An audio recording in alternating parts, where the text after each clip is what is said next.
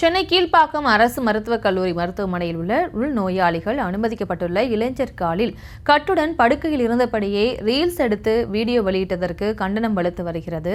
இது தொடர்பான காட்சிகளை பார்க்கலாம். இது தொடர்பான விவரங்களை வழங்குகிறார் நமது செய்தியாளர் முரளி. முரளி, வணக்கம். மேலும் அவர். வணக்கம்.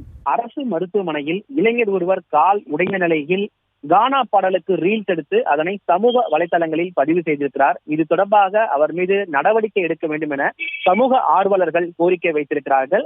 கடந்த 2 நாட்களுக்கு முன்பு கீழ்ப்பாக்கம் அரசு மருத்துவமனையில் இளைஞர் ஒருவர் கால் உடைந்த நிலையில் மாவு கட்டு போடப்பட்டு அந்த படுக்கை அறையில் இருந்தே கானா பாடலுக்கு ஒன்றுக்கு டான்ஸ் ஆடி அதனை ரீல்ஸ் எடுத்து அதனை வீடியோவாக சமூக வலைதளங்களில் பதிவு செய்திருக்கிறார்.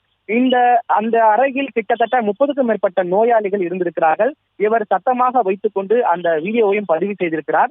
இது தொடர்பாக அவர் மீது தகுந்த நடவடிக்கை எடுக்க வேண்டும் என சமூக ஆர்வலர்கள் கோரிக்கை வைக்கிறார்கள்.